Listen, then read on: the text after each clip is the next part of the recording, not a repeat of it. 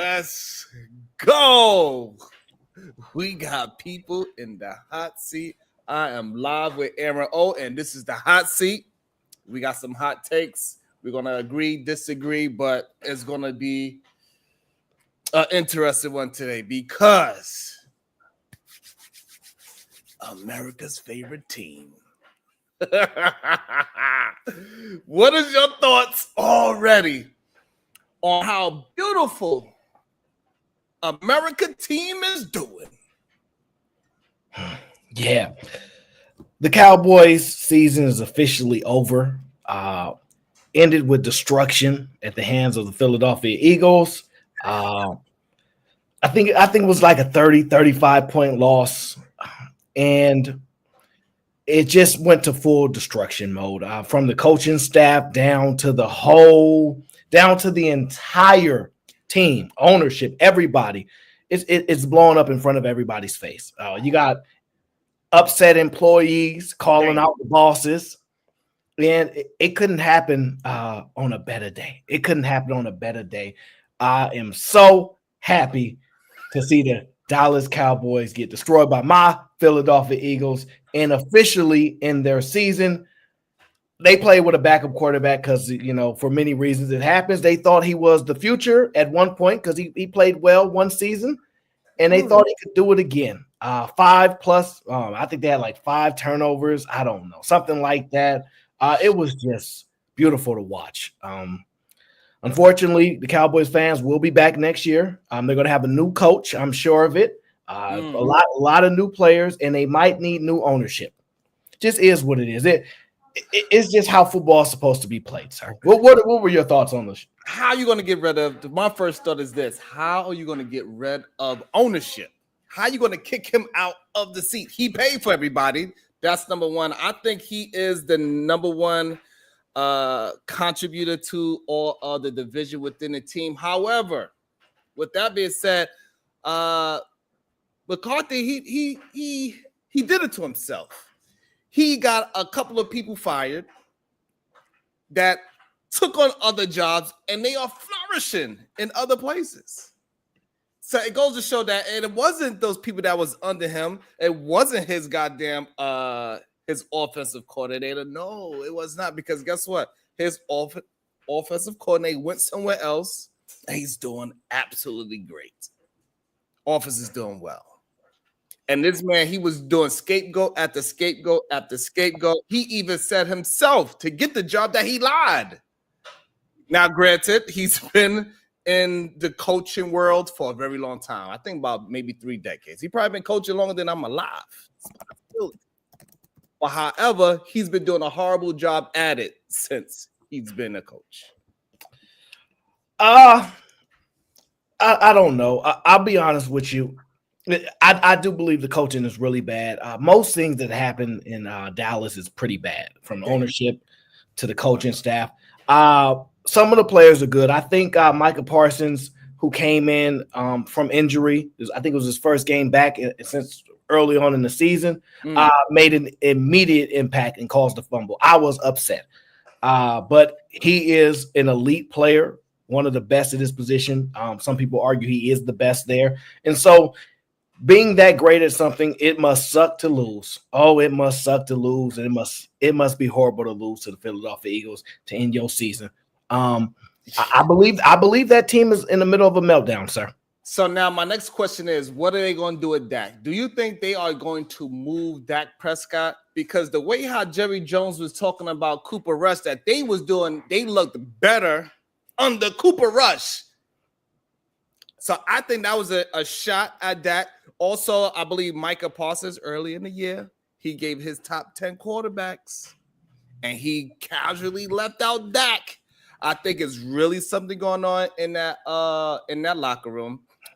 Jerry Jones, he has a problem because he has loose lips, and it translated all the way down into Micah Parsons just blurting out whatever he wants. So what he was doing good, bragging rights is a beautiful thing. However, when you're doing bad, those same kind of bragging rights, those same kind of tools that you was using when you was bragging, it could come back and haunt you and haunt the team. And now it's spilling out into the streets so bad that they want to put curtains on the goddamn stadium. because CeeDee Lamb can't see. That's why he can't catch a touchdown. Yeah, from ownership down, it's just been horrific. You can't have a multi-billion-dollar stadium. I believe it's the AT&T stadium, if I'm not mistaken. It's a really remarkable stadium. Like, it's very nice, big TVs in there and all that good stuff. But it costs your team potentially a chance to compete. He was wide open on that play. CeeDee Lamb is one of the top receivers in the NFL. All right, he's a talent. He would have not dropped that pass. I was happy that he couldn't see. It felt like if you was gambling and you know how you want to put the little light on something when you're in the crowd and just you want to put that in there. So it's just embarrassing for this type of thing to take place on a stage like that, led by just at the end of the day. Jerry Jones is a great owner. He is a horrible general manager. He should not be in that position. He's just trying not to pay people and keep that extra money for himself because he ultimately wants to have the last decision because it's a little narcissistic, potentially, a little controlling, but it's his money, it's his team. But it's been to his detriment. Since he's taken the helm at that position, I think they've won almost no Super Bowls, basically. Damn. So it is what it is. 28 years, I believe. So now my question is this. How do you think the locker room dynamics and team morale would be affected by this new potential coaching change? I think it will be welcomed. I don't believe they're going to pick the right coach because they almost never do, unfortunately for them. But there'll be some good names out there for them to be able to grab. But we know Jerry Jones is ultimately going to fail. Unless he's going to grab a coach from college, unless he gets Nick Saban back, there's rumblings about maybe the LeBron James and Bronny effect. So you possibly got, Dion with his son Shadir.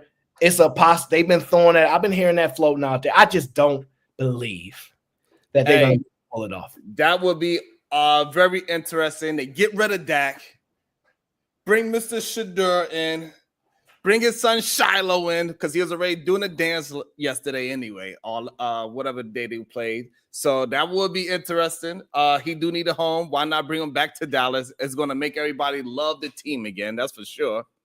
And he'll be able to bring at least one of his sons with him, which would be also awesome as well. Is he ready to coach those big boys? I believe so because he just got so much.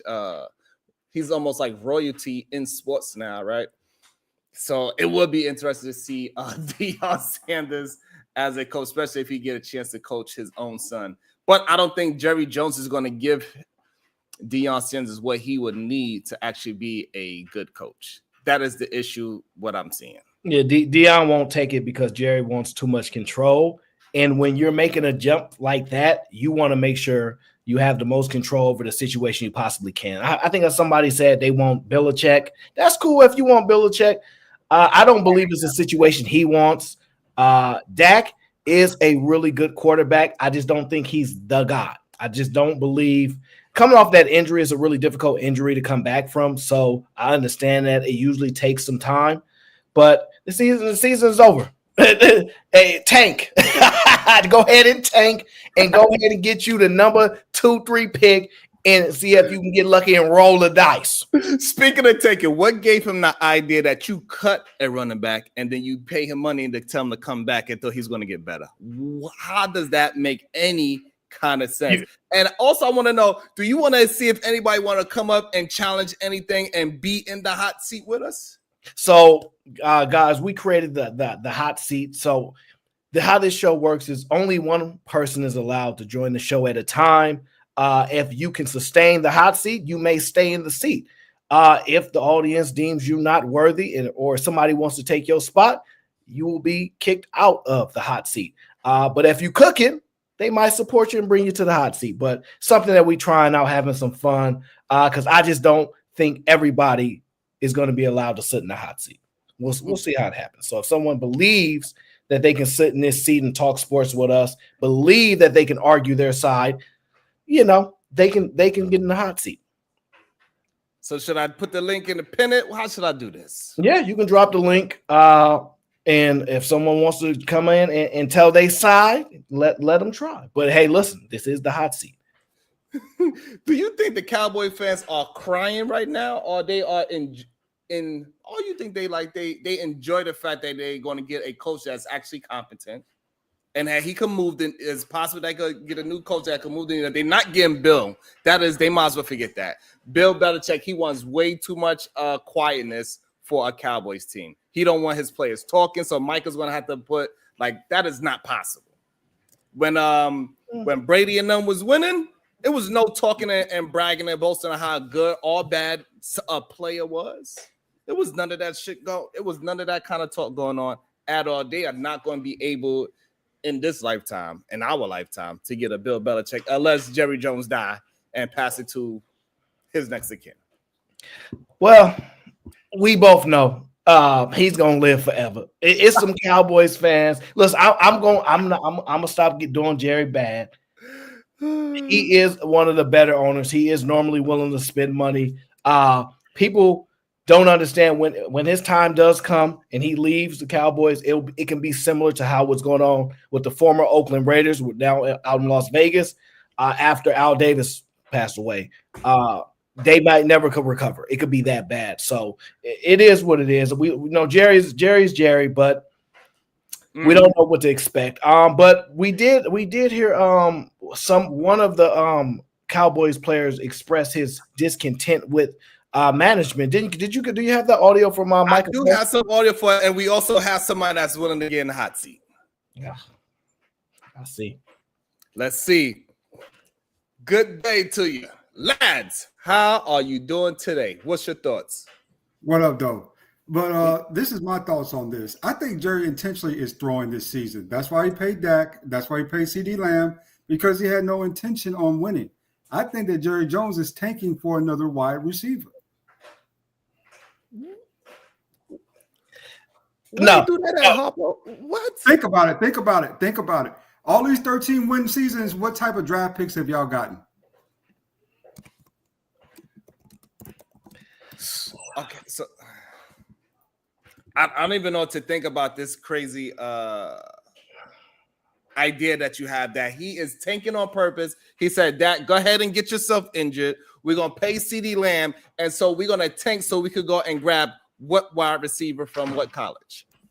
Shout out to Harrison Days with the 5-ball. What is this? Salute. This is the hot seat. HD, what up? Davis. Good question. Give me a second here. I'll Google all the wide receivers coming out in this draft. Wow. You came up with an argument that you can't defend. That's horrible. No matter who you look up in college, it's really irrelevant. Nobody in NFL history has ever tanked for a wide receiver. Ever. To be honest with you, the Lions tanked for years to build that roster. No, sir. Sir, you specifically said they're tanking to draft a wide receiver, sir. Well, draft.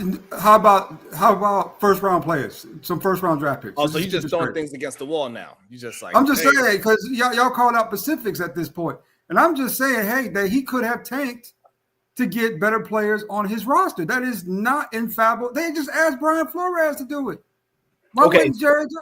So you believe the owner is tanking. What actions do you believe he took to tank? He ain't pick up not a single soul in the offseason to fill those positions from defense from last year. Cowboys defense was atrocious last year. No changes. But I'll take that back. Nothing but the most liberal defensive coordinator in the NFL. That dude, man, you know what I'm saying? He was so bad, they thought he was the offensive coordinator for a while. But let's get back to it, right? The only thing he does in 11 hours is secure two positions on that roster, Dak and CD Lamb. Wow. I'm thinking that he's – hold on, ADS. So I got a question for Aaron. They already saying, so how do they get him up out of here? If they ain't like the way he's saying he ain't cooking, what is it that they got to do? All right. I'm out. Hold on, ADS. I just want to make my point. Hold on. We got you. No, so you good. You sit in the hot seat as long as the audience is fine with it. But if they want to boot you out of the hot seat, or if somebody else wants to take your place because they can argue sports better than you, they remove you from the hot seat. So you might be cooking in their eyes. We don't know. We got all difference of opinions here. It's no problem. So we got Mr. Park. He want to know how he get him out of here. So how do if somebody want to take his spot because there's only one seat available at a time? How do they do this? The best way is to boot him off the panel, in my estimation. So y'all heard it. Damn. Yeah. So while people figure out they want to boot you or not, if it's worth it to get you out the hot seat so they can take your spot or just get your ass out of there so we can move on to the next segment, we will see what they do. It is $20 to boot them off. To me or Aaron O, it doesn't matter how you do it. Cash App, Super Chat, PayPal. Make it 10. I'm the first one up here. The first contestant to get a half price. Make it 10. So I mean, it's interesting thoughts on the tanking aspect. I believe they're definitely going to tank now, but it's because their season has been destroyed by the superior team, which is the Philadelphia Eagles. And it just so happened it coincides with now it's time to actually tank. So, it worked in their favor. Plus, their quarterback got injured. So it won't look like he's actually tanking on purpose. But I believe they will not rush Dak Prescott back very fast as the season is most likely officially over. I don't know if they're 100% ruled out of the playoffs, but it's dang near close. How did Cooper Rush look so bad, though? He looks horrible. Speaking of Dak Prescott, do you think they could get rid of him and dump him off, especially when being injured? No, the cap hit is crazy. You could argue they could do something similar like they did with Russell Wilson, right? But I don't believe they had.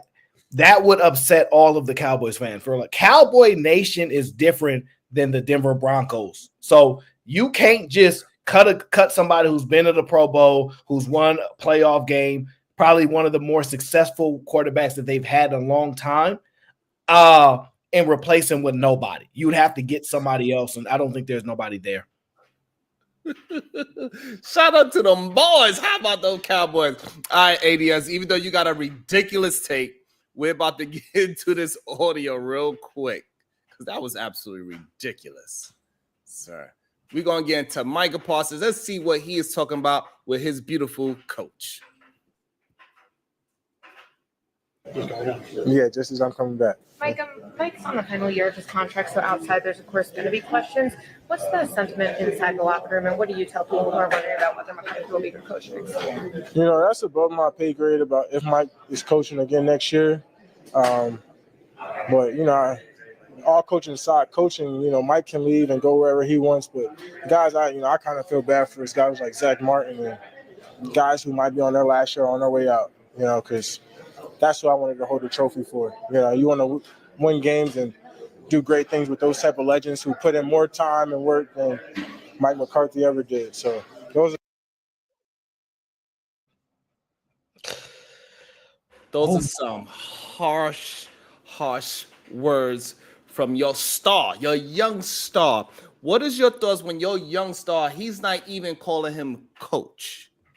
What is your thoughts? Do you agree with Micah calling out his coach? All clearly they on the first name basis, Mike. What is your thoughts on that, Aaron? Do you agree with Micah Parsons on airing out, I would say, the dirty laundry? To me personally, it's a lack of professionalism. However,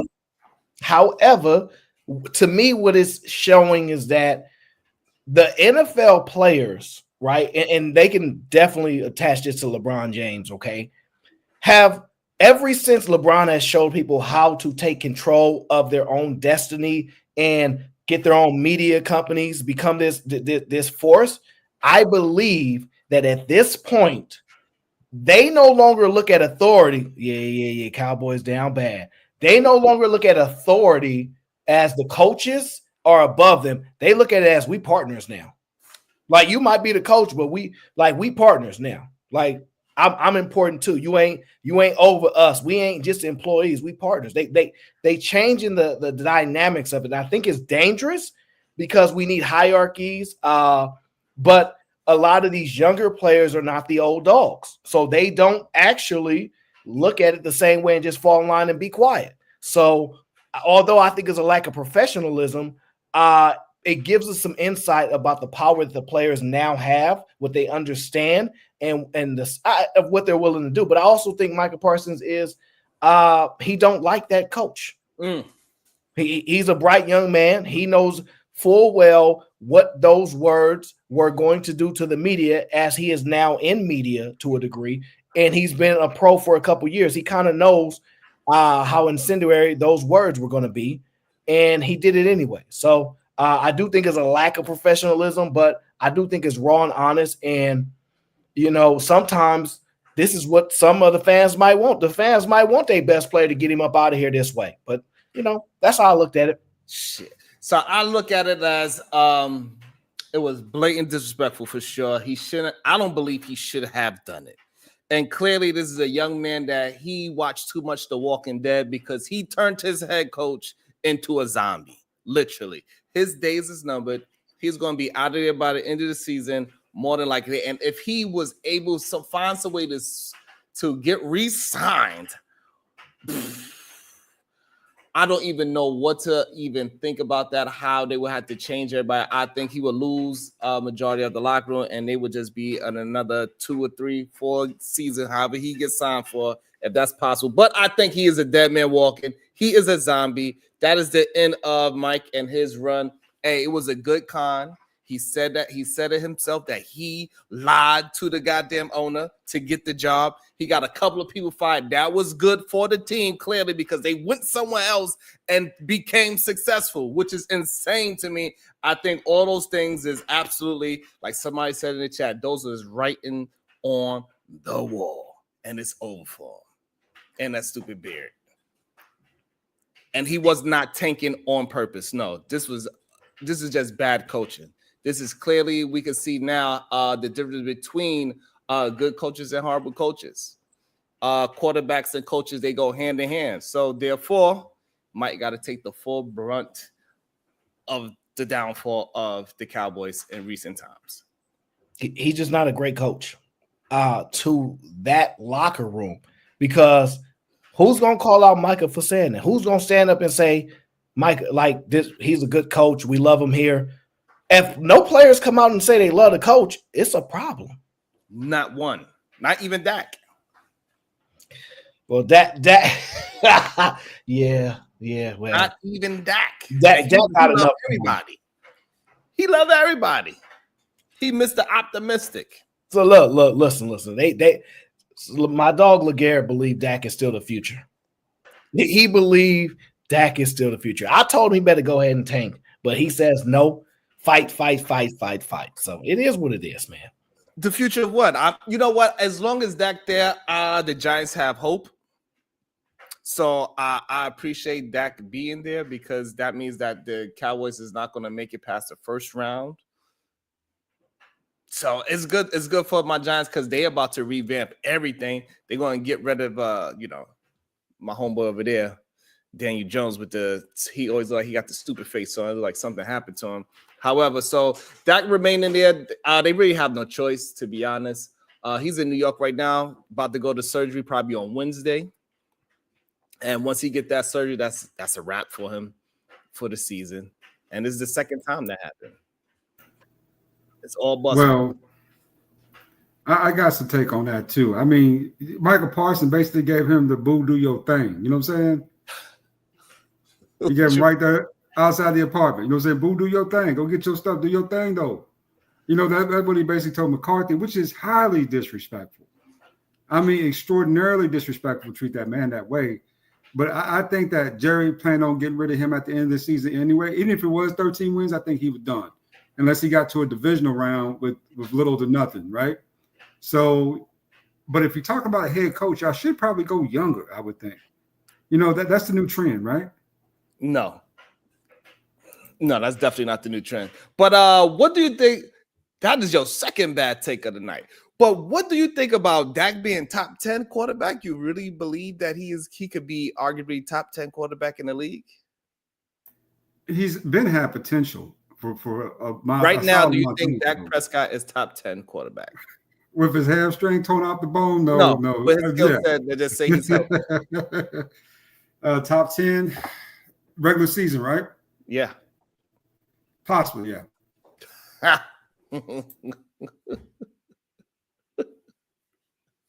Well, that's why the Cowboys ain't winning no Super Bowls, because y'all all believe in horrible quarterbacks. Clearly. Aaron O, do you think Dak Prescott is better than the Washington Commanders? No. Quarterback? No, he's not better than Jaden Daniels. I don't like the Washington Redskins, or I shouldn't say Washington, the Washington football team, wherever the heck they call themselves. Commanders, sir. Yeah, okay. Yeah. On their name. Yeah. Bears ass. Quarterback is good. He has touch. He has that it factor. He knows how to lead the receiver. He throws he throws the football extremely well. He's extremely young though. It's a short amount of film that we have on him. We wasn't expecting this.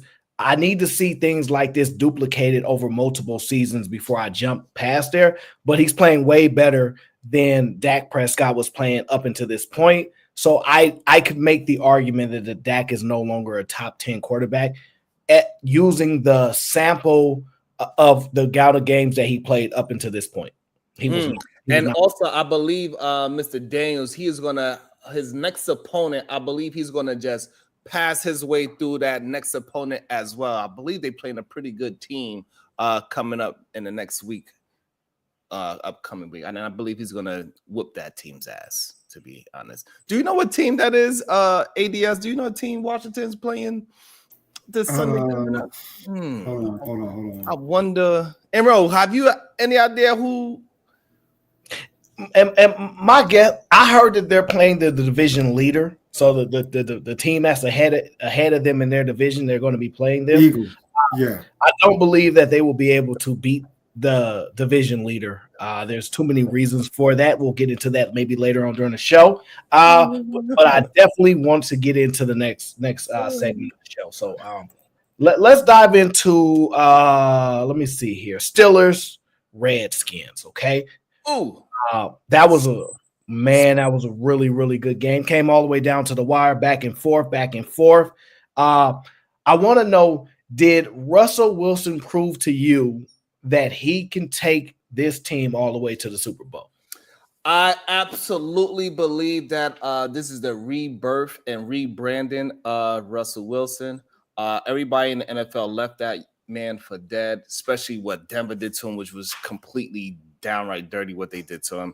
And he showed and proved that through injury and through it all, he can still lead a team. Mr. Optimistic has proven 3-0. And he's better than probably like the top 7 quarterbacks in the league right now with just those 3 games, leading the Pittsburgh Steelers, where we kind of written them off. We didn't think they was going to be playoff contenders, even though they got a hell of a coach. And so now he's rewriting it. The way how he dropped that damn bomb to the former Jet. So, I'm upset at that, but hey, it is what it is. Yeah, you a Jets fan. Well, that is what it is. I don't know how they put him off the goddamn side of the road, and he's just catching bombs. And it's just the way how he throw those goddamn, they almost like cameras where how they go up and just drop right into the receiver's hands. He put it only where his receiver can catch it. And hey, listen, that young man that he played some good games. Those were 4 great games that he played that he won for the Pittsburgh Steelers. And it just shows how great Mike is and how much of a vision he has. He know that even though the young man didn't make no mistakes. He didn't cause no turnovers. However, he knew that Russell has the skill set and the experience to take them to a high level. With him playing, they scoring an extra 10 points a game. He put them in the Super Bowl contention talk. Without Russell, that wouldn't be happening. I absolutely believe they are Super Bowl contenders. I believe in Russell Wilson, and Sierra will be pregnant by the end of the year. Lads, you believe Russell Wilson has made the Pittsburgh Steelers Super Bowl contenders? I need to see more. I just do. I really thought that Commanders game was great. I thought it was an awesome game. But this schedule is about to really get stiffer soon. They got the Ravens. Who else the Steelers got? It's all like, 4 or 5 of those are in the division. Browns and like the Bengals and a couple other teams too, I think. One outside the division. So for me, watching them play, I've really enjoyed watching Russ come back. I've enjoyed that part because I thought he was mistreated in Denver too. I thought they really kind of dogged him out. But it'll be interesting to see, how this all plays out for him at the end of the year, because was he on a 1 year or 2 year contract with them? I didn't even look at that part of the contract. Yeah, and Justin is supposed to be the future. So, I mean, I don't know how this plays out in the offseason for those two if he does make it to a Super Bowl. Do I think he can make it to a Super Bowl? Possibly, depending on what his path is to the Super Bowl. Because remember, they got to go through Kansas City. And sir, we don't want to hear about no possibles. We want to hear definitive positions, sir. Yes or no? No. Okay. What's your thoughts? You buying or you selling on Russell Wilson? I think Russell Wilson is back at what he does best towards the end of his career, where he throws the deep ball exceptionally well. If you watch how he throws downfield, he is one of the best downfield throwers of the football. That's where he excels at. He also excels at taking care of the football. So I believe he's going to not make the big mistake that the Steelers don't need him to do, because they're pretty much a top 5 defense. They're one of the better defenses in the league. I will say this. I don't believe they have enough offensive superpower to beat the more polished offensive teams. I do believe their defense is good, but I don't believe that they are going to be close enough to the Super Bowl. I believe they will compete. They will make the playoffs. I don't see them in the Super Bowl at all. The Ravens are too much to deal with. Lamar Jackson is balling out of his mind. They're in the same division. There's no way that they're getting past the Ravens. So absolutely not. But I do believe he's brought hope back. I believe he's brought stability. I believe he's redeemed himself, got back his decent name. He's playing some really good football, but no, he is not enough to get the job done. I think Russell is enough to get the job done. I think the Steelers are enough to get the job done. I think their defense is strong enough to compete with the top offensive teams of this year. Mm-hmm. And also, I think they run the game is solid. They got a nice two running backs that's doing very well. They got a big man. He's very Marshawn Lynch-esque. And I believe last time when Russell had a team that was similar to this Pittsburgh Steelers with a great coach the same way. And I think that's another thing as well, is that we cannot just outcount Mike as well. Like, granted, they are losing in talent in a lot of places against a team like Baltimore. But, however, Mike is somebody that is very strategic, and he is going to find a way. I believe if they make it to the playoffs and whoever they go against, they are going to be serious trouble, because Mike is a hell of a coach. And they follow him. And now Russell has got the locker room. He literally got the locker room with this win, especially with goddamn. I can't believe that catch that Pickens caught too. That was absolutely amazing how he turned his body in the air. And that shows how much faith they have in a quarterback. They really caught, he was like a damn cat. He turned the opposite way in midair. Yeah. No. Legit. It ain't happening. Absolutely not, sir. I don't. Legit. So if that's your argument, right? Russell Wilson took over after how many games in the season? 6. They was 4-2. Yeah, I don't think he's going to be in the MVP votes. So yeah, no, I just don't see it. I don't see it. I think the defense is legit. I think they're going to have trouble against more of the elite type of offensives, but no, he's not enough. And plus, I think we cannot negate the fact of Mike Tomlin, how much better he is than the majority of the head coaches in the goddamn league. Yeah, we could just skip past that part. He's a great leader. I think Ferber, all that. I don't think he dials up. I believe the defense is his mentality. He's not an offensive-minded coach, from what I can tell. So I'm sorry. I don't see it. I think he's a great coach, but no. So what teams is going to stop this team from making it to the Super Bowl? There's multiple teams that will stop them from making the Super Bowl, but on the top of my head, easily is going to be the Chiefs and Ravens. Easily. I think they have a good possibility to beat the Chiefs. To be honest, you definitely count them out, but they have not been beating anybody, respectively,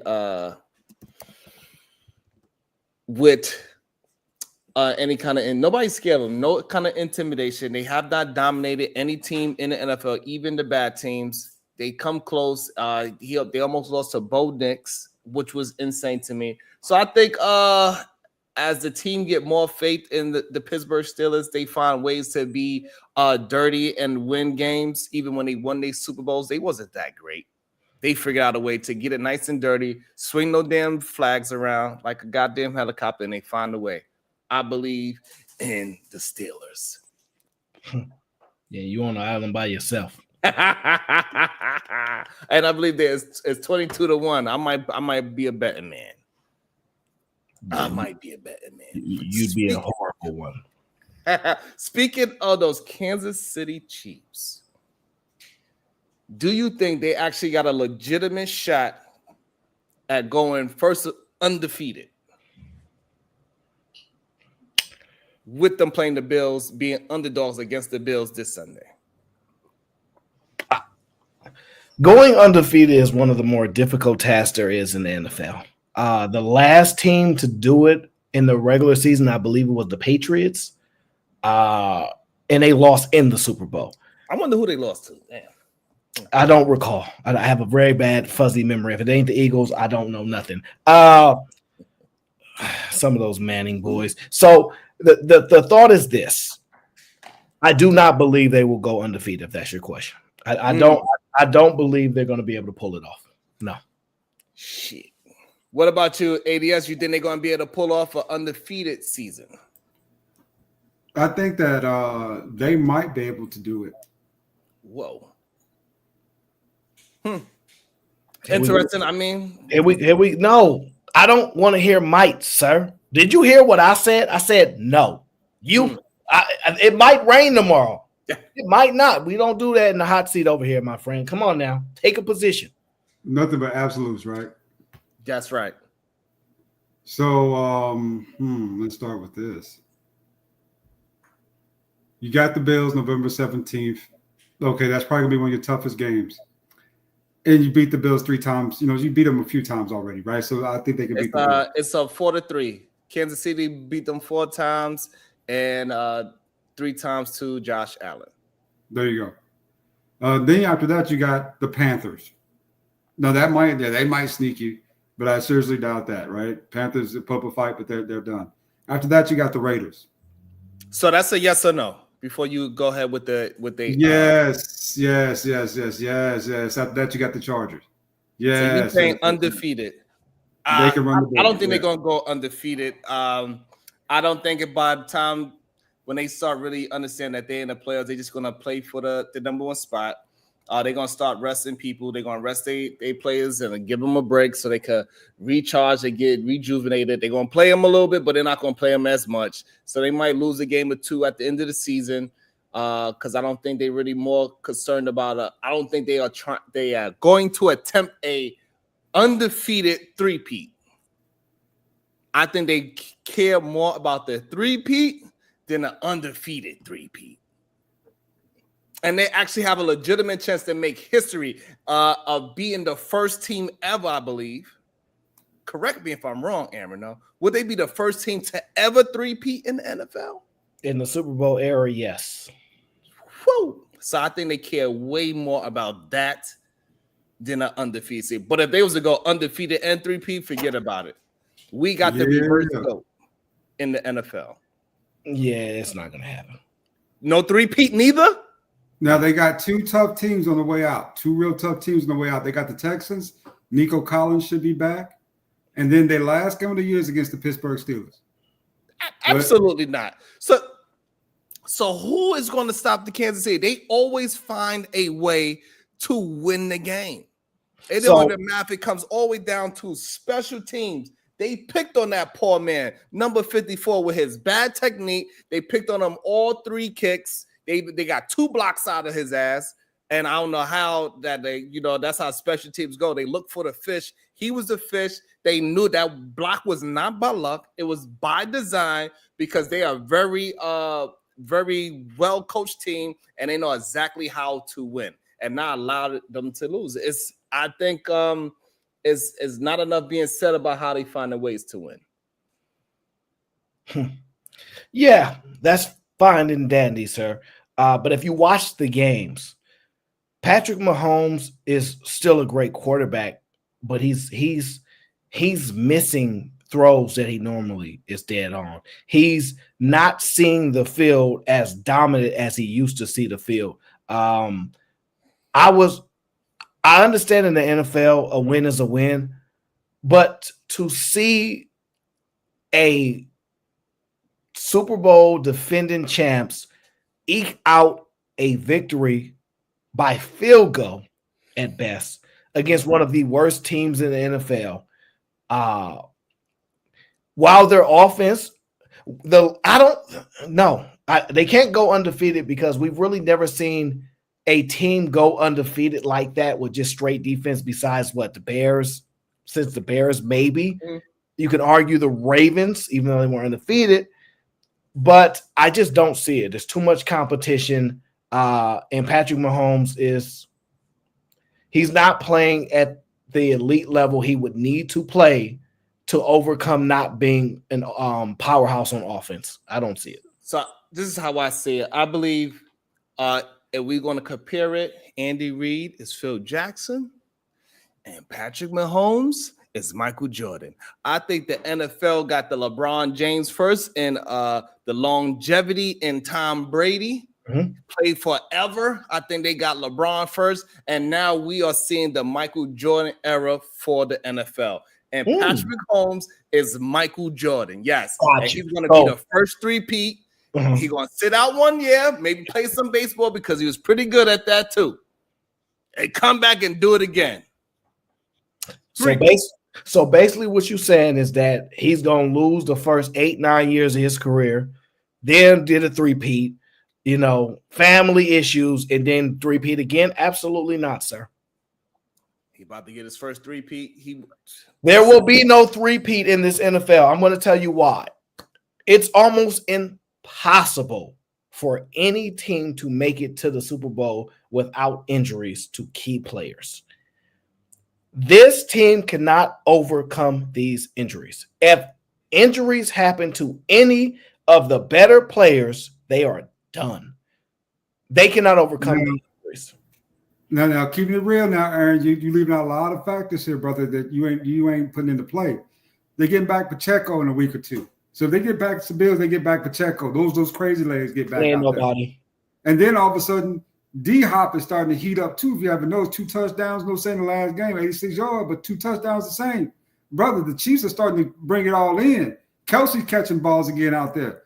Brother. Right, so let me ask y'all this. So did they go undefeated last year? Absolutely not. That was their worst year, and they still came out on top. Okay. I would say this. They came out on top. That's true. A lot of other teams got better, and these people don't fear this team. These people, there used to be times when you step on the field, you have some fear. They don't have no fear in that, man. They don't have no fear in those Chiefs. They don't. That's because when people go out and play against the champs, right? They have in heightened, people play to their competition. So when you play against a scrub team, usually the good team, they play on the scrub type level as well. And when you play a heightened team, you play on in heightened level. As we're going to see coming this Sunday, how great this game most likely is going to be, because every time them 2 quarterbacks go head to head, is usually some kind of classic anyway. I love to see those 2 players play. So we cannot negate the fact that, plus, when you have a 2-time champion, that people all want to test their skill against you. So they're going to play their best football, even if you playing your worst football. So that means on Sunday, they played mediocre, and they still was able to be a pretty solid team. with a very good quarterback. And Bo Nix. Decent quarterback. Young quarterback. Young stud. Bo Nix. Yeah. They getting too lucky for my liking. Okay. It's, in my opinion, too many close games. I haven't seen a dominant performance. That's a problem for me when you're talking about for sure definitive they gonna win and they the best in the league.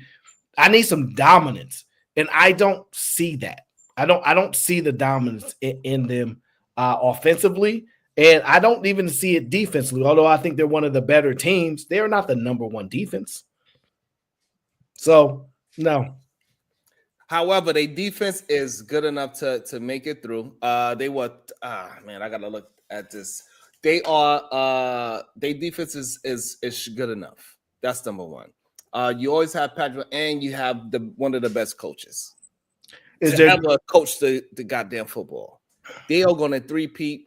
I think we are negating the fact how they are finding ways to win. They use special teams to win.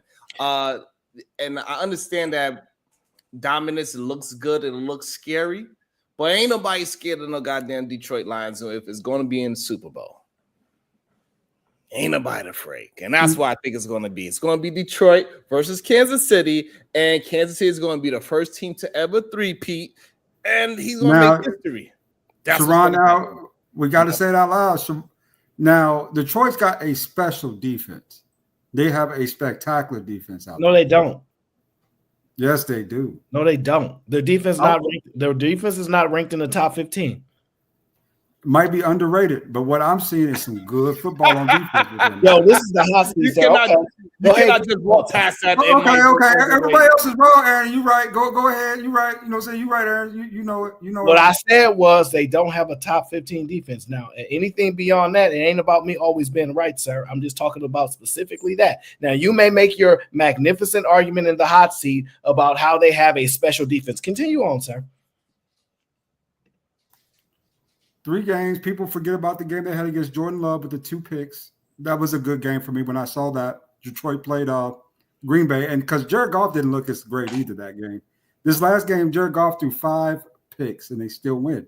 Yep, brother. No, so that's but because it's they a have problem, a ADS. defense. So they can't do that against Kansas City because guess what? Kansas City got a top 5 defense. Regardless of what I want to say about Kansas City, they have a top 5 defense. And as far as I understand, defense wins games. Every Super Bowl winning team, they had a top 10 defense, and they in the top 5. So they in that upper echelon. They have the skill set. Only thing that they have to worry about is what every team has to worry about is injury. As long as they don't get no crazy injury bug, and the people can see through it because other teams are going to have that same injury bug at the end of the year, they are going to three-peat because they have the defense that is great. They have a goddamn coach that is phenomenal, and they have the Michael Jordan of quarterbacks, which is Patrick Mahomes. Let me say this. The Lions defense is not good at all. That is actually their detriment. They have one of those defenses that is solid on third downs. So when it comes to getting off the field, if they get you to third down, they are going to get off the field. They're the best at that. I give them that. They're the best third down defense up until this point. Right now, there's a couple problems that I have with the Lions going to the Super Bowl. I'm gonna just tell you why that's not gonna happen. But we just have to be honest. They won last game after throwing 5 picks because they went up against a team that was depleted offensively. CJ Stroud was down his top 2 receivers, I believe. I don't believe many people can overcome losing your top 2 receivers, i.e. look at how Patrick Mahomes looks without elite receivers around him. He don't look like 50 touchdown Patrick Mahomes. And he did that when there were not 17 games in the season. And he's not even on pace to do that now. Like, think about it. We've added an extra game to the season, and he did 50 and 16. So no, sir. That's just not, I just don't see that. But let me finish up on the Lions. I want you guys to look at who their quarterback is. I want you guys to realize The last time we had a quarterback win the Super Bowl that was not mobile was Tom Brady. The offense have changed so much. The league has shifted so quickly. I do not believe a quarterback that cannot scramble will have the ability to win the Super Bowl. It's not going to happen. Wow. But didn't Jared, do he have a ring himself? No. You're thinking about the other guy. That's what he made it to the Super Bowl with Tom Brady here in Atlanta, and Tom Brady beat him out. That's right. I'm thinking about Jared Goff. I think the Detroit Lions is a great Cinderella story. I think that they're gonna have a good chance of making it to the Super Bowl because people are afraid of the Detroit Lions for some reason. They have this so-called like this magic in the air about their aura. They just find ways to win by throwing 5 picks. I mean, 2 of them we can kind of say wasn't really Jared's fault. He threw 2 Hail Marys, right? So those we can kind of like excuse. Like, all right, you still did 3 in one game. That is not going to take it. And you're going against a top 5 defense. Clearly, it ain't going to work out. So I don't believe the Detroit Lions is going to win a Super Bowl this year. However, it'd be a great Cinderella story. It'd be a great seller for the NFL. And, of course, the NFL want to see Kansas City in the Super Bowl because that's what they are going to do because they got the greatest quarterback. They got the Michael Jordan of quarterbacks. They got the Phil Jackson of goddamn coaches. And they got a top 5 defense. They have a great shot of doing the 3-peat, first ever. And then he's going to go play some baseball. I don't know if he can. I said yes to this, but I'm also thinking about the NFL now that you mentioned this, right? Because if he wins a 3-peat, what else is left? What you mean, what else is left? He still don't have 8 championships, so there's a lot. Right. It's a lot to do. It's a lot to do still. Yeah. There's like now what it's adding on. It depends what drives him, by the way. Some people's minds are already made up whether he's the GOAT or not. So you don't believe that the NFL got it the opposite way? They got the LeBron James first, and now they getting a Michael Jordan? You think Tom Brady is the Michael Jordan of quarterbacks? Because in my opinion, I think it's the other way around. I think he got the longevity. And Patrick Mahomes, he just got the full pack. He's the only one that came from college, being a gunslinger, and he's figured out a way to make it translate in the pro leagues as well. Everybody else, it ain't working out so good for them. I mean, do not mistake. I really believe the brother is the best quarterback of all time in Patrick Mahomes. Ooh. Now, remember, though, Tom Brady didn't get his first championship till when? 1999? And that was the gate, remember? Forgot what gate that was. They had about 5 or 6 of them. Deflate gate. No. That was after. This was the backwards pass or something like that. I forgot what it was called. But and then from there, that was his first championship, and he went 2 years or something like that. About winning another one, 2 or 3 years, something like that. And then between there, because remember, what's the point you're trying to say? Up to 2008, Tom Brady only had, I think, 2 rings at that point, or 2 or 3 rings. Yeah. So Patrick has been in the league far less time than he has, and he's on his way to a 3-peat at this point. If he wins this 3-peat, what does that leave for the other NFL quarterbacks? Because at that point, he's the best of all time, and nobody's going to want to watch anybody. I mean, you know what I'm saying? A lot of people are just going to be watching him at that point. I think you're not really familiar with how sports work. That's why we just don't let anybody sit in this seat. They are professionals. They get paid to play year after year after year. After you win the championship, and if you win 3 in a row, if you don't win the 4th, then somebody else is the champ now. That's how sports actually work. So you may look at it because you might watch sports to go, oh, who has the best stats and the most rings ever? Because that's all. But some people want to see greatness, sustain, continue play. If he wins a 3-peat and retires, you think he's going to be the GOAT? No. So there's a lot of football that has to be played. Okay. We don't even know what his moment is. So there's a lot that he still has to build out. But as far as being one of the greatest, he's already cemented that. But we're talking about GOAT legendary status. Yes. That's different. So do you believe that he's going to be you don't believe he's going to be able to surpass? He's not in a trajectory to surpass, to be the greatest quarterback of all time? No, I do not believe he's going to win eight championships, if that's your question. I'm thinking six championships. So how many does he have now? Three. He has 3. About to get his 4th one. So that makes him halfway to the list. So the only way he could beat Tom Brady is by having more championships? No, that's not how we're going to solidify the GOAT.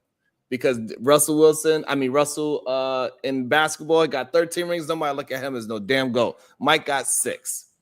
So it's a little bit more to being a GOAT, just championships. I think with 4 and better, he's still going to be in the GOAT conversation. I believe they're going to say that Patrick had stiffer competition than Tom. I think Tom is awesome, but we're going to look at his athleticism. I ain't never seen Tom Brady run nobody over the way how Patrick Mahomes did a couple of weeks ago. I ain't never seen Tom Brady fall on the floor, lateral with the goddamn ground, and throw a 50-yard dime. It's just that so-called, he was a horrible tight end, and he dropped it in the Super Bowl, which was insane. I couldn't believe he even got that pass off. It's insane. Patrick Mahomes is going to absolutely be the Michael Jordan of quarterbacks. He's going to take Tom Brady's spot, without a doubt. Well, that's not the segment that we're covering today. So that's for a different day. Okay. I want to get into your football team, the New York Football Jets. Damn. Who did the Jets play this weekend? What team was it? I'm not even sure what team it was. What team did the Jets play this weekend? It was it had to be a team. It was the damn Cardinals. Oh, the Cardinals. There we go. The Cardinals, right? The Cardinals. Okay. They have the shortest winning quarterback in the league. Okay. And he's tiny, just in stature. After he ran a 4.2 in college, by the way, though. He's pretty fast. Pretty goddamn fast. I don't know about no 4.2, but he is fast. My question to you is do you believe Aaron Rodgers is playing worse than any other quarterback in the league? Worse than any quarterback in the league is a strong question. No, he's not playing worse than anybody in the league. But he is having he's having the most difficult time to adjust into his team. I believe that Aaron Rodgers, he still has the skill set. I think he's not able to plant his foot the way how he's comfortable coming off that injury. Him and Adams are not 100% aligned yet with what he's anticipating Devontae to do. He just got rid of that young boy that just caught a beautiful touchdown. Also, the offense coordinator, they got to allow him to just throw the goddamn ball deep. Let the man fucking ball out. Stop throwing these. Everybody in the fucking league knows that you're going to do that 1 second slant. Stop doing it. It's over. Everybody knows that trick. It ain't going to work no more. So they need to open up their playbook, let him throw some balls down the field, make him a real threat. So this way you can play off the play action. So this way you can get the run again. They have a decent running back. They need to figure out a way. They just fired the head coach, so they still figuring out a lot of things. So I do not want to blame this solely on Aaron Rodgers. He is having a tough time with his learning curve. He is. I do blame Aaron Rodgers. He got your boy fired. Let's just start with that. That horrible offensive coordinator, Chad, what's his face? You know what I'm saying? He's got demoted. And now it just looks dysfunctional out there. It looks funky. You know what I mean? They beat the Texans, but, man, they look bad. So, but is he the worst quarterback in the league right now? Trevor Lawrence has had some really bad games, too. Caleb is struggling as a rookie, but he's a rookie, so we're not going to talk about him. Hell, who else, man? There's a couple others in the league, too, that I think that Derek Carr has looked Aaron Rodgers is not the worst quarter. So you don't think Aaron Rodgers is playing the worst neither? They beat the Texans. He looked okay at the end. Last game they looked like trash. It's okay to answer the question. Do you believe Aaron Rodgers is the worst quarterback in the league? Oh, it's hard. That's a hard question. Between him and Caleb and Trevor, is he the top? Is he the worst out of the three? Yes, that's the question. I still give it to Trevor. Trevor's horrible. Okay, Aaron. Oh, do you believe that Aaron Rodgers is the worst quarterback in the NFL? No, it's not even close. He's playing way better than half the league. People overreact to what they believe he actually is, right? So he is not playing the Aaron Rodgers impact that we remember him as, but he's still playing middle of the road football. He's not at the bottom tier as the top three or the bottom three or the bottom four worst quarterbacks in the league. We can go through all the teams and point out to how many people he's actually better than and playing better than. So that's not even close. Like the fact that the Panthers quarterback have an option, this shouldn't even be a conversation. But I do believe that when you come off an injury that he's coming off of, right, which is an Achilles injury, right? I believe that's what happened to him. That is one of the most difficult injuries to return from. That particular injury used to end careers, especially in the NBA. It is a career ender. Two players have kind of come back from it. Kevin Durant is the only one that's come back and looked remotely like himself, if not a slightly better. He's the only one to ever do that. So you guys, you have to take into understanding that normally the first year after an injury, nobody plays well. It's usually the second year after to where they kind of possibly get better. But the man is much older now. He has less mobility, and he's always been the type of person to go, I'm not going to throw interceptions, so I'm going to, throw the ball out of bounds more and take less risks in a lot of situations. So I think the Jets defense is not as good as they believe it is. I believe they've given up on the season at this point. There's almost no pass. Yeah, the defense is not that good.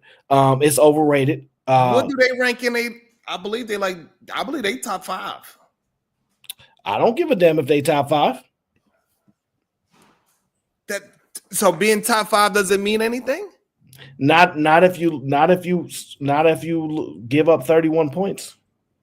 So I get it, right? So when we look at top defenses, there's multiple ways to look at it, right? We can look at total defense, right, which is the amount of yards allowed, and they would rank there, right? Then it'd be touchdowns given up, then be third down efficiency, things like that, and then scoring defense, right? So I don't necessarily know where they rank all there. I do know that they rank top 5 in yards allowed. Totally fine. But they gave up 31 points. That's a lot of points to give up. It's a lot. If they was doing Baltimore Ravens, you could probably win with 13 points. So they're overrated. I don't believe they're as good as people project them to be. And as the season goes on, it's going to get even worse. And so if you think they're in the top 5 now, they're not going to finish the season in the top 5, sir. So I think the problem is sometimes when the offense is just playing poorly, we put too much on the defense. Because if the Jets were to figure out to score 32 points and pull a game out, and the defense would have made one play at the end of the game and block a punt or block a this or get a fumble, a forced fumble or interception at the end of the game to decide the game, all of a sudden we would say the defense is good. It's great. They kept up. It's just a competitive game. So I think just because it was a blowout, people's going to look at the defense and look, especially Sauce. Sauce is looking like a real hard. Yeah, so that's fine. But the point being is that when your defense is really good, you usually lose like 17-3 and you just couldn't score. Right? You might lose 14-3 or 14-10. And we be like, man, that offense got to give them something. They holding it down. 30 points? No. At the same time, the offense is a part of your defense as well because you got to play that field position. You cannot keep giving up bad field position by going 3 and out, kicking the long punt, and letting them be around the 50-yard line to start off. You can't do that. The offense got to help out the defense by pushing those guys back. That is another issue. that is making the defense look weaker than what they really are. It's all about the field position, and the Jets. They can't keep doing this 3-and-out and putting so much pressure on the defense. They tiring out their own defense by doing these 1-2-3s and getting the defense right back on the field. They got to help their defense out. This is the reason why a team like Kansas City is doing so good, because Patrick Mahomes, he keeps the defense off the damn field, and Aaron Rodgers and that offensive coordinator and the Jets and the coach, they got to figure it out how to keep their defense off the field a little bit longer. Give them a rest. That's fine. There's no argument there. Like I said, and you can book it, they will not have a top 5 defense at the end of the season. They will not have it. So has Aaron Rodgers lost the GOAT conversation at this point? Like, is it like he is not going to be even in the conversation of GOAT talk? His body of work, right? I think that he can still sustain some of that conversation, but one bad season has determined a man's whole career, right? We ain't talking about just one season. He only got one Super Bowl. What is his position? He don't know. Come on, lads. You're on the hot seat, man. Take a position, sir. No. I don't think he goes into the conversation, but I think he'll still be Hall of Fame though by the end of this. He's already Hall of Fame, but I think he'll still get in the Hall of Fame. So first round ballot. Yeah, so he was never in the conversation for the GOAT ever. What? Never. He's never been in the conversation for the GOAT. He's been in the conversation for best passer of the football, which is a difference of being the best. Okay, so I do believe he will be in the conversation forever as one of the best throwers of the football. Touch passes, little flings here and there, creativity. He is just special, and he has been that way for a long, extended period. He's won multiple MVPs. He's done some really, really great things in this league. So he will forever be in that conversation, but he was never in the conversation for the GOAT, ever. Damn. Nobody with one Super Bowl can be in the conversation for the GOAT except for Brett Favre. And then we already know he's been dusted out of that position at this point. So, yeah, no, he's not. He's not. What are your thoughts? I think he gave us some of the most exciting Hail Marys we ever seen in touchdowns, passing, scrambling. He's just a certified stud, and I believe at one point he was a part of the GOAT conversation. He was the opposer to, but clearly he's going to be the Clyde Drexler of the NFL, right? He's like, hey, you really good, you really can do it. However, he never got over that hump. He lost more playoff games than he won, which is a problem, especially in the most important ones. We do have an argument that his team wasn't ready, and he just dragged them there, and he just kept them afloat with his skill set. So him being a GOAT, no, I do not think Aaron Rodgers would be considered any type of GOAT unless he could figure out a way to turn the Jets over like how Joe Namath did way back in the day and become a Super Bowl champion with the goddamn New York Jets. Otherwise than that, he's going to be one of the greatest quarterbacks to ever touch the football. However, his next stop is the Minnesota Vikings. He's going to follow Brett Favre all the way through. It seems like he's about to take Sam Darnold's spot again in the next year or two. That's my prediction for Aaron. Strange career. Unfreaking believable. Okay. Let's so here's a better question. Will he be on the Jets next year? I really don't think the Jets have a choice. Who else is they going to? We got third string. Who's left?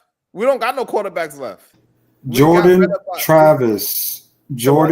Travis. Right. So we don't have no quarterbacks left. So we have no choice but to hang on to Aaron, and hopefully he can get over his injury and he can start playing like the quarterback that we thought he was going to be, being like the 5th rank of all-time passing. We need you to be that again.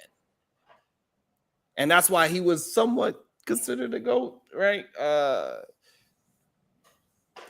Like, we need you to get back to being ranked number 5 in touchdown passes. You know what's funny, Sharon? We started the show, and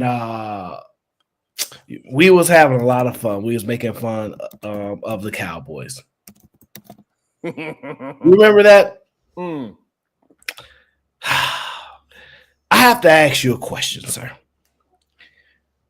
Who's won a Super Bowl more recent, the Jets or the Cowboys? The Jets. You know, you come on this show and you laugh at the Cowboys. Sir, you are not in no position to laugh at the Cowboys. You are a Jets fan. You're a Jets fan, sir. Now, stop this. Don't you ever do this again. Let me laugh at those downright bad Cowboys. It's my job. As a Jets fan, I'm gonna tell you this. I believe it's about a 95% chance this is Aaron Rodgers last year.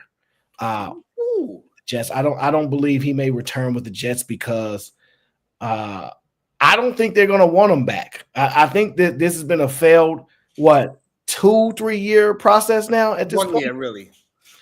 Okay, you could call it 1 year if you want to, but yeah, I don't know. 1 year because they still had Sam Darnold, and Sam Darnold still did Sam Darnold things. Sam Darnold is playing really, really well with Minnesota right now. No, he is not. Minnesota is just a good football team, and then they could put any. What team is good without a good quarterback? Which team is this? The Minnesota Vikings. The San Francisco 49ers. You see them. Brock Purdy he made it to the Super Bowl being horrible. The first time that the Eagles won a Super Bowl in I don't know how many years, who was this quarterback? Who was him? I don't even know his name. Do you remember his name, sir? Yeah, they have a statue for him. He completed the Philly special. All right. When you speaking to people that's won Super Bowls and been to Super Bowls and been competitive for the last 5 years, it's a different conversation, sir. Now, I understand you're in pain. I understand it hurts your soul to be a New Yorker and all that ego y'all got and y'all the best this and best that. But I'm sorry. I'm sorry, sir. I don't believe it. I don't believe Aaron Rodgers is going to come back. I think he may be done. I think people have got to the point where they believe anybody can continue to play in their 40s because of what Tom Brady did. Tom Brady's special. Tom Brady has made the greatest sacrifice that you can make in sports, even to the point to give up his family to chase greatness. So I'm sorry to tell you, Tom Brady's diet is different. Tom Brady didn't live off just talent alone. He worked his butt off, and he knew he had to work harder than anybody else. Aaron Rodgers is gifted. Gifted. Physically, he's quick. He can move. Not anymore, but he's gifted, sir. And guys that are gifted don't tend to have extended careers. You have to be gifted plus extremely a hard worker, and that doesn't typically go with a lot of people. Usually your gift allows you to get 10 years out of the league like a Cam Newton, sir. So, no, I don't believe that Aaron Rodgers will be back with the Jets. I hope to be wrong, but it's been a bad situation for them, and I think it's a lot to deal with, and I don't know if he wants to deal with it. I think he does I believe he wants to deal with it. That's why he went and got his favorite receiver and tried to reconnect with him. He tried to do, reconnect just the way how Tom Brady did with Gronk, and it's just not working right now because it's brand new. He got to trust those other young receivers. He wanted Devontae to just come in and just show him like, hey, look, and then so the other receivers just pick it up, but they're not picking it up fast enough. However, I believe he's going to want to do it one more time when he's going to feel he's a little bit more healthier. That leg is a little bit stronger, and he's going to be able to trust that he'll be able to make plays with his feet. Because as of right now, he's staying in that pocket. He's not even attempting to make a play with his feet. And that's not how Aaron Rodgers plays. He does not play with strictly just pocket passing. He is a foot. He makes plays with his feet. Yes, he makes plays with his feet, and I believe we're going to get one more year. And Aaron Rodgers is going to show who he is. And we might even pick up somebody on the other side of the field for him to throw to. Yeah. And we've been struck with a bunch of injuries in the beginning of the year, especially on the defensive side. My thoughts on this, Sharon, is that you might see Aaron Rodgers start to look good the last 4 games of the season. You might see it all start to come together for Aaron and he start playing decent ball. My thought on next season is that he plays to game 6, and either you let Jordan Travis in or you go get Justin Fields. Because I don't think he'll last a whole full Absolutely season. Not no Justin Fields. What's wrong with you? Absolutely not. Neither one of those quarterbacks is he's already in contract for one more year. They're gonna let him get one more shot. Justin Fields is not going to be able to be good in this league. I mean, I'm happy to be wrong. I just don't believe he's going to be able to do it because he's so fast and he relies on his feet too much. He doesn't have the instincts currently. Now, if he sits down somewhere and practices his butt off, because he looks like he has a good head on his shoulders, he looks like he wants to work hard. If he can shift that, maybe he got a chance. But right now, no. Yeah, we can't. He can't get sent to another. No, especially not the Jets right now. Absolutely not. I believe in the 100 passer rating that Aaron Rodgers is. I believe that the 5th ranking touchdown passer in the NFL's history. I believe in Aaron Rodgers. He has the one of the best touchdown to interception ratios. I believe Aaron Rodgers is going to come back next year and he's going to give us the great hope that we want. And when I go to the stadium, I'm screaming at the top of my lungs with the fire marshal, screaming, J-E-T-S, Jets, Jets, Jets. We don't go to the playoffs next year. That's what I see happening. Whew, you sound more delusional than a Dallas Cowboys fan. And that's almost impossible to do. No, sir, that's not going to happen, sir. You don't have a chance, a puncher's chance in hell. It's not going to happen, sir. Let me get this from you. So, can I get your Super Bowl picks that you have? Who's going to? Yes, I'm going with Kansas City, Detroit Lions. And what's your reasoning behind the Kansas City pick, and what's your reason behind the Detroit pick? What I see for both teams, they have this great aura about their team that they seem like they want to figure out ways to beat teams even when they are down and out. Even when they throw 5 picks, they are going to figure out a way to win the game. Even when Patrick Mahomes wasn't as great as a quarterback rating, passer rating on the last game, they figured it out through special teams how to get it done. These teams right here, they are figuring out ways to win beyond just their quarterback, beyond just their defense, beyond just their coach. They are finding ways. They are chasing the plays. It doesn't matter. They're willing to go down to the wire. It shows their resiliency that they are not afraid to attack the ball on either side and play down to the wire. So I believe those two teams got it this year. Lads, what's your picks? Kansas City, Green Bay. Green Bay. Yeah. Hey, you know what? Now I need your reasoning behind it, sir. I think that Green Bay has a much higher up ceiling than what they've been showing out there. They are kind of goofy, but when they get together, they are sharp when they are good. Sir, is this hope that you're using? Hope? No, it's just based off what I've seen out of them. Okay, all right, go ahead. You saying Green Bay passed the eye test? That's insane to me. That's insane. They're not even. Are they even a wild card? Let's see what their record is to be sure. But their record, I think, was 5 and something. Hold on. So you don't even know if they're a wild card? You talking about they're gonna go to the Super Bowl? I don't know who's a wild card yet. Right now, we still wait for the end of the season. Ain't nothing but week 8, week 9. What? Yeah. Do you watch football every week? That's insane. That's absolutely insane. I don't think you know anything about football. I think you just watch because you like the color of the jerseys and you like to see people run into each other. You don't actually. I can tell you one thing. Y'all can talk down about my football skill, but I'll be right. And then let's just keep it real on the second hand. Why y'all niggas wear matching sweaters? What are y'all? Brothers? Cousins? What the hell? That's your best joke. Yeah. Happy Veterans Day, niggas. Good night. He got to be from New York. He got to be from New York. Listen, that hot seat is hot, man. We'll let the audience decide. Put a poll out there and see if they thought lads can handle the hot seat today. Oh man, that was insane. That's insane. So let me give you my Super Bowl picks, okay? I am going to pick the Chiefs but they're not going to be undefeated.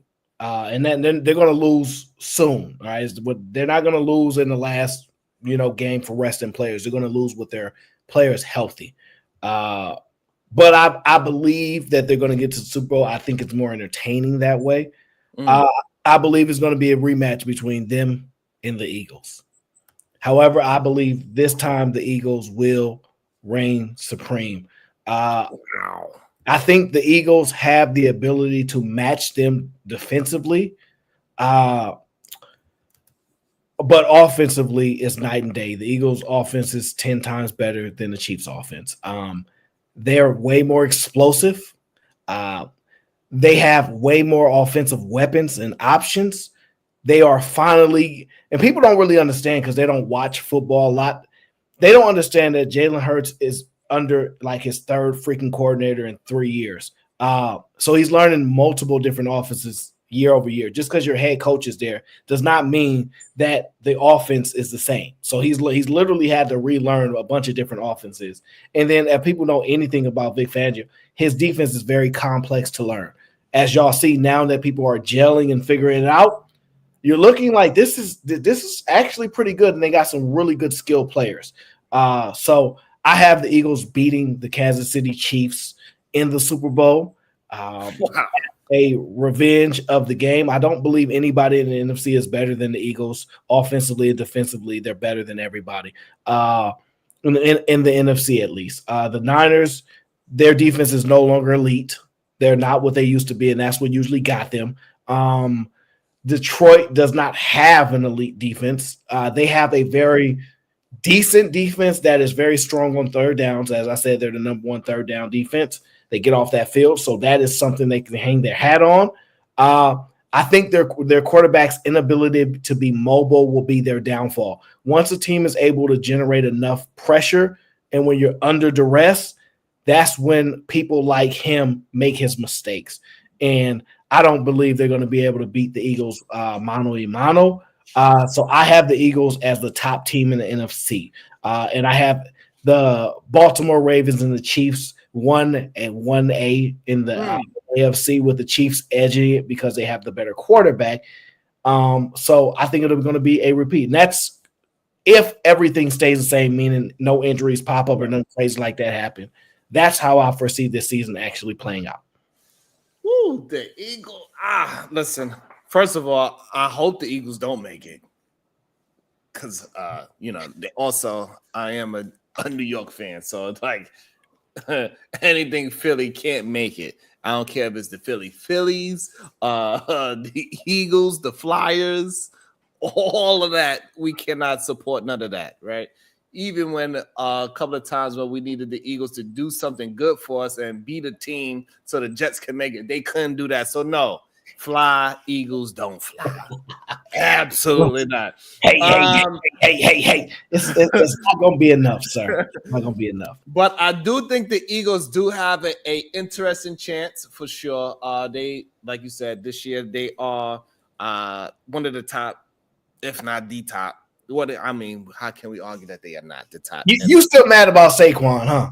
Yes, I'm pretty upset because I ain't never seen nobody do a goddamn reverse hurdle in my life. All of a sudden, you doing reverse. You did a spin move, reverse hurdle for a first down? Absolutely not. Where was this vigor at Saquon when you was with us? God damn it, you stayed on the goddamn injured list. I'm starting to think it was fake injuries. It was his goddamn pinky toes and I don't know what was going on. When you've never played winning football in your career as an NFL player, those little toe injuries, you'd be like, oh, coach, I'm still hurt. I can't go because y'all 4-11. You ain't trying to go out there. But when you play with a team that has an opportunity, when you have a winning culture like the Philadelphia Eagles, and the Eagles been winning for a long time. People forget we had Andy Reid, we was winning. We just couldn't get over the hump, and people thought he wasn't the GOAT. And y'all found out once you get a quarterback, the game changed. And Andy Reid is arguably the second greatest coach of all time, and depending on who you argue with at this point, right? And so all it takes is that one victory to change the game and really flip things. But I just don't see anybody that can match up with the Eagles in the NFC. I like the Lions. I think they're going to be the battle, but I give the edge to the Eagles. I think the Eagles will be able to they're pretty much number one in pass defense. Like they're really, really good. The West defense is good. They're starting to get immense pressure. I want to say since the bye week, they're number one in sacks. So they're just playing elite football right now, and they're learning. They both remember a new offense and a new defense in one season. Not an easy thing to accomplish. So that's what I see with them. And with the Chiefs, it's just clear as day. They have the best quarterback. They have the best coach. When your coach can dial up plays like that and put people in position, it's hard to overcome that. But it's close because Lamar is special. He's the type of person you underestimate him. You put that monkey on his back, he may deliver. Or he may be the Peyton Manning for 7 years, 8, 9, 10 years and finally win type of thing. We'll see. But that's my Super Bowl picks as of now, and we'll stick with those. Yeah, I really want to argue the Eagles so badly. I would have loved that they wasn't so good this year, but they are playing absolutely lights out right now. Even though I think they're going to lose to the Washington Commanders coming Sunday. I think I don't see Washington losing 2 in a row. And they're going to. Let me tell you how you know they're going to lose, because they don't play on Sunday, sir. When they play them next? Is it Thursday? It's Thursday, sir. It's a Thursday game? Ooh, so they're going to have plenty of rest.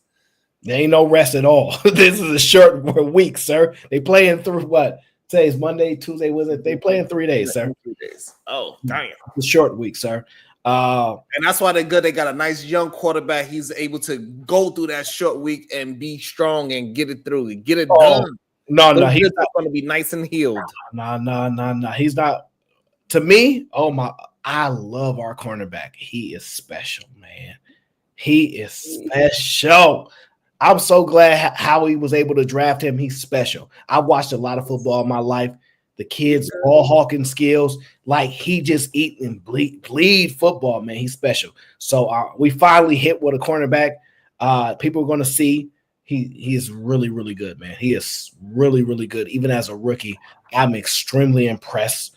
He's good. It's going to be a lot of fun. Yeah, Thursday's going to be very interesting. I usually don't root for the Commanders, but now I got a special interest to root for the Commanders for some reason this weekend, oddly enough. So that's going to make the game a little bit more interesting.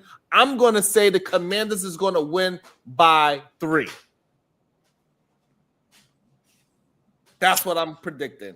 27-24 Commanders. Yeah. So I'm going to go with. What you got? What's your pick on the Commanders and the Eagles? I'm going to say I see the game is going to be most likely like 24-17 Eagles. That's pretty much how I see it. I think the Eagles are going to win relatively easy by a touchdown. I don't see what Washington can do with the Eagles. They're not going to be able to stop our run. We're number 1 in the NFL in rushing between us and Baltimore. They're not going to be able to stop that. A.J. Brown is one of the most dominant receivers we've ever seen. He's top 3 easy. And some people could make the argument he's number 1. Wow. Number 1 receiver? That's bold. It's really not. He put an NFL record with like 6 straight 125-yard, games just last year. He just got injured this year. But when he's on the field, there's not a lot of receivers that really change the game in the league currently the way he does. I do like Chase. I like Chase out there with Cincinnati and Justin Jefferson, obviously. Yes. But it's between those three, and that's it. But I still think CD Lamb. No, CD Lamb is not in that conversation. Shit. CD Lamb is not in there. I like CD Lamb. He's not in that conversation. And that's why Mr. Amon-Ra, he gonna bust y'all behinds when y'all do see him. No, he's not. He's gonna have one. Look, they're probably gonna be playing from behind, so they're gonna throw the ball a lot. So you're gonna get a lot of under passes because our defense is set up not to allow the big play and let you have some under routes. But I believe our defensive line is going to be able to get some pressure without that quarterback being mobile. I think our offensive lineman may come back. Our Pro Bowl lineman may come back either this week or next. We don't know. He's been activated within the window, so there's some hope for that. But we'll see. We'll see. Yeah, but he's playing lights out. The Eagles is playing lights out. I kind of forgot about them because they kind of flying under the radar with all the spectacular games that happened this week. They just beat up on a team. So that's how come they're not really spoken about. They just beat up on some little kids. That's what it looked like. They just beat up on some little children. That's what it looked like. But Brown is cooking. I like Amon-Ra. I like Amon-Ra as well. He's doing very well. And as you said, the other two, Justin and Jamal Chase, they are just phenomenal. They just are. Fair enough. Let's talk a little NBA. Can you handle that? You can talk a little bit of NBA? I believe so. Okay, fair enough. I want to know what the most shocking thing, or what is the most shocking thing about the NBA so far season for you so far?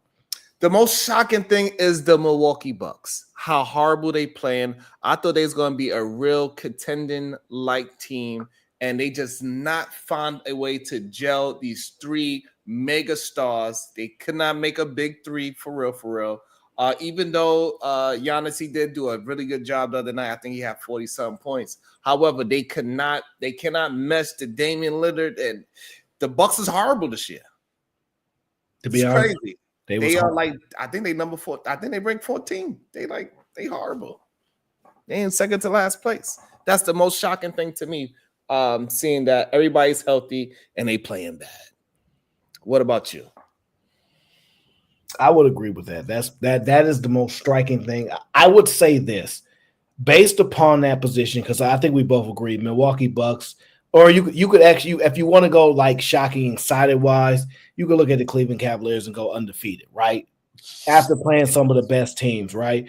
But let's be honest, it's the Milwaukee Bucks. It's horrible, and there's going to have to be a real conversation about just how good Dame Lillard actually is or actually was. No way. It's fair to make the argument that Dame Lillard has only been good when there's no expectations for him to be great. Wow. It hurts my heart because he's from Oakland, California. Hey. It hurts. It hurts my heart to say, but his personal problems with his family has seeped over to his professional career. He's not one of those people that can be locked in. And he is playing some of the worst basketball of his career. And it's beyond the numbers. It's his demeanor. It's his lack of leadership. The pressure to win is different than when you're just playing for fun. And we've seen that happen with a lot of players when they play with LeBron. You know what I'm saying? So good point. Like D'Angelo Russell, he was an all-star when he went to the Nets. He was. Carried the whole team by himself. Get to the Lakers where there's expectations for you to win, and he's struggling. I hate to say it, but I don't believe Dame Lillard is ever actually being a true winner. Whoa. I think that he was getting away with playing in the mid-town type or mid-city type of thing where expectations were so average and we were just so excited to watch them play. But his status as one of the greats should be into real question. Giannis, we can't. He's a champion and an MVP multiple times. We cannot challenge that about him. We can't do it because he did it as he's the guy, not even on super team, no nothing. So there ain't really nothing to talk about with Giannis. He might have made a mistake by asking to get Dame Lillard or willing to relinquish that trade, because what you're finding is that Dame Lillard can't play defense. Damn. And it's showing at the highest rates, because if you look at it, he's never been asked to play defense. He's always been like opportunistic. He might get a steal here and there, but he's never been a good defender because he's tiny. And I don't believe he practices hard on defense either. And he's getting exposed because Milwaukee made their bread and butter on defense. So you have to understand, when you look at True Holiday, which some consider the best on-ball defender in the whole league, especially at the guard position, to replace that is almost impossible. And they're showing it, because if you look at no, it's not age and attrition, LeGarrette, because Steph Curry is older than Dame Lillard. It's not that. It's the fact that when you're special like Steph, that's different. Dame Lillard has never, ever been a true winner. And I'm not saying he ain't won no games in Portland. He's never been a true winner, because now that the expectation has been put on him, he did not deliver. Y'all can say whatever y'all want about Anthony Davis, was losing all that time he was down with those Pelicans. He went to LA and he got the chip. He got it done. Right now, Dame Lillard is the most disappointing player in the NBA, and it's not even close. It's embarrassing to see how he's disappearing like this. His hot, cold days are like night and day. He can go from cold North Pole and have one good game or two, and then he's flat cold. Wow. It's just scary to watch this, man. Like, we all had expectations for him to be great. We thought that him and Giannis was going to take over, like really take it over. I thought so. This is embarrassing. It really, really is. And this is a knock on his legendary status. It really is. It's a knock on him. It's not a knock on Giannis, because Giannis has already proven that if you give him players that will defend and play hard, he can win. So it's not even on him. Wow. Because he's averaging 30. He's still doing what he normally does. Yeah, he got 43 the other night. It's not him. It's not him, bro. And definitely not Middleton either. Middleton is doing what Middleton does. He's being slow and consistent. The injury with Middleton plus age and attrition on Middleton is probably true, because he never really had like a fast game. He's always been like a good jump shooter and tall range. Yeah, so that's age and attrition for sure with Chris Middleton after he got that paper. But yeah, it just is what it is, man. It's extremely Dame Leonard, Dame time. Made it to Looney Tunes. He made it to the Monstars. You saying he might be the biggest bust in recent times. Killed the whole idea of a big three, because that's what they were supposed to be. So he can't be a bust because he's a good player, like, right? But I think when we was ranking him as one of the best players, we were making a mistake. Damn. The only reason why he was good because he was on a bum ass team. Ain't nobody expect Portland to do anything. So you hit a 70-foot three in Paul George face. That's awesome. But now that you're on a team that you're supposed to be winning a championship with, all of a sudden you cannot deliver. That is scary. The expectations change. Trey Young is playing better than him. It is what it is. Much smaller. Let me see what I'll tell you. One more shocking thing is how good the Warriors are playing. The Warriors are playing. Are you shocked about that? Because we have never really seen this team play good without Klay Thompson. If you get what I'm saying, Like we've never really seen this team. They're getting older. They don't really have that other second go-to star like that, like most teams need. So it's shocking to see how well they're playing. People are like their points per game differential in the first 9-10 games is on pace on some of their championship teams in the past. So it's looking good. It's looking good. I believe in my opinion that they're probably a pretender though. I just don't believe in the playoffs when you slow things down and you can prepare for a team multiple days and people can focus on trying to take your star out of it. I think they're more of a pretender, but I like to be wrong on that. I mean, of course, you're from that area, so that'd be nice for you again. Y'all can have another parade, I guess. No, I'm a Rockets fan, so I do not care if they lose. What is going on? Yeah. How? What made you be I'm sorry that we had to pause. Golden State. What turned you into a Rockets fan? My favorite player is Steve Francis. Get out of here, a New Yorker. The franchise was the man. Yeah, I bust his ass when he was younger too. I believe you. Yeah, and he said, he said, watch when I go to the league. And he was like, I'm going too. I believe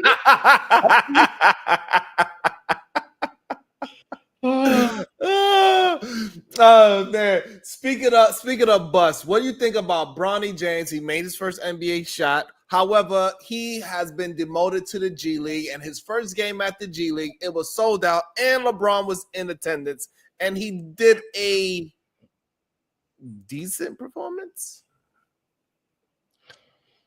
So the Bronny James thing for me is like, I just love the LeBron family.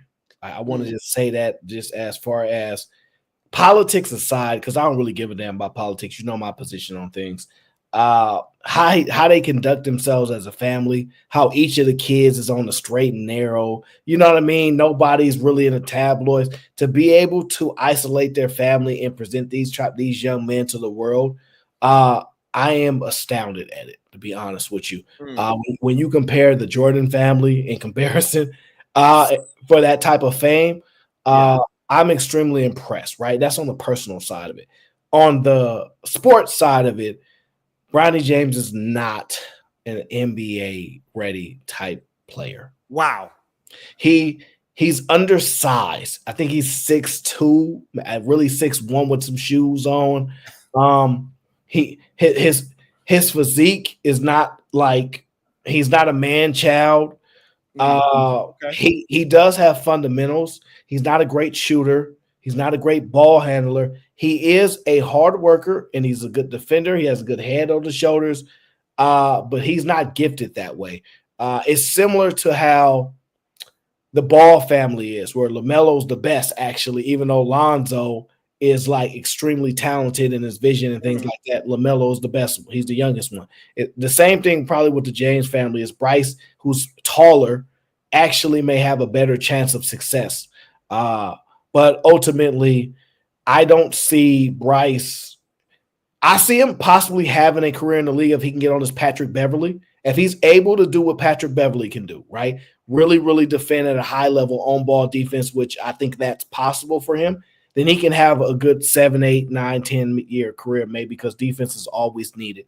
But I do not see him being a starter in this league. I just don't see it. Most people that starters in the league do not go to the G League.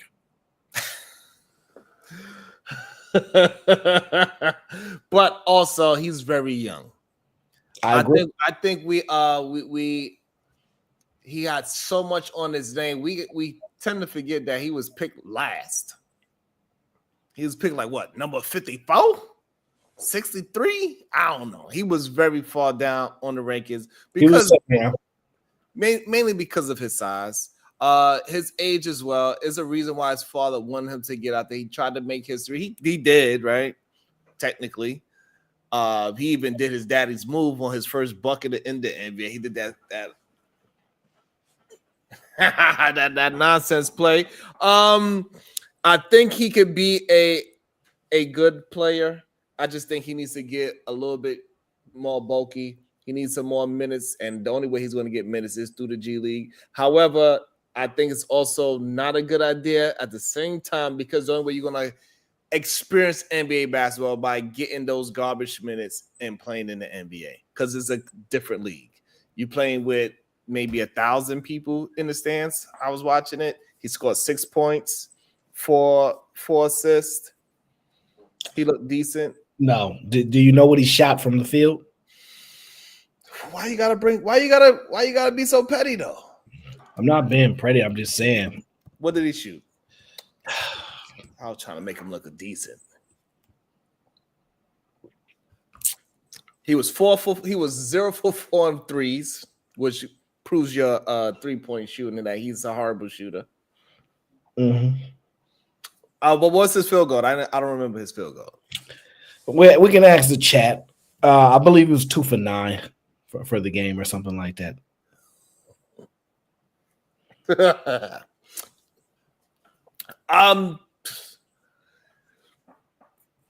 Dang.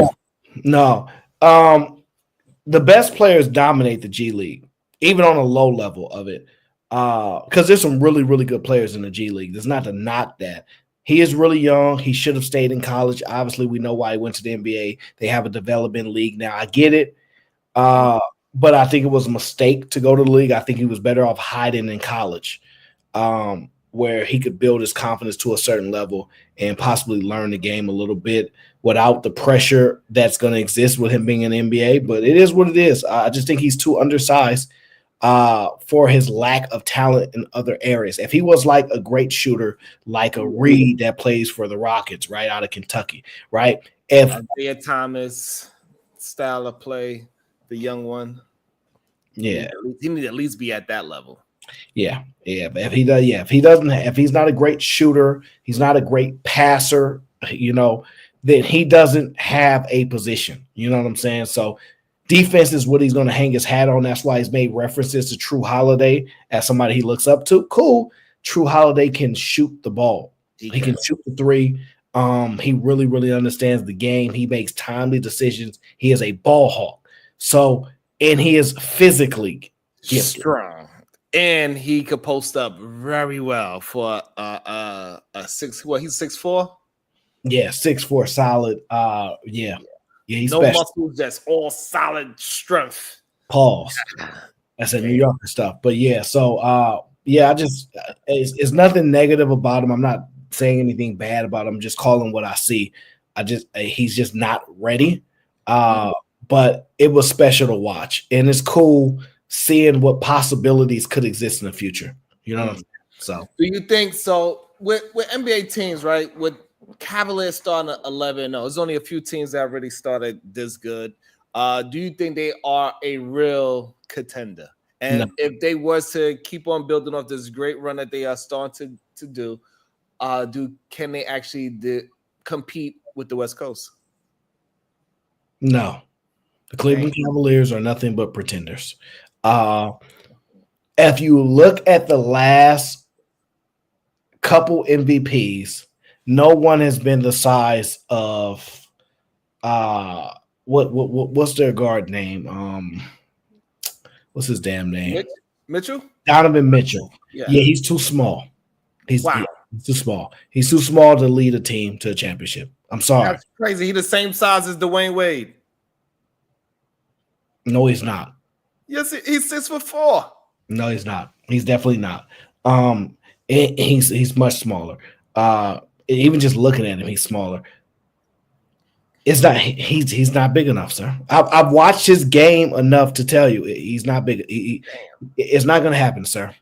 Damn, that sucks for the Cleveland Cavaliers. Oh, I got another question since we're going to talk NBA for a little bit longer. Do you believe that Jokic is going to possibly, the way how he's playing, average a triple-double? And is he going to go chase after that MVP again this year? The way how he's playing so far. He's playing lights out. He just delivered another triple-double. 12 assists. That's insane what this man could do. As slow and boring as he looks, he delivers on points, assists, and rebounds every night. And the team is getting better. Yeah, they just ran off like 4 straight. So the thing is, I don't think the story is there. So it's all like everything's like when we talk about the markets, like storyline matters, right? Because the writers, the media, how they write these stories is very, very important.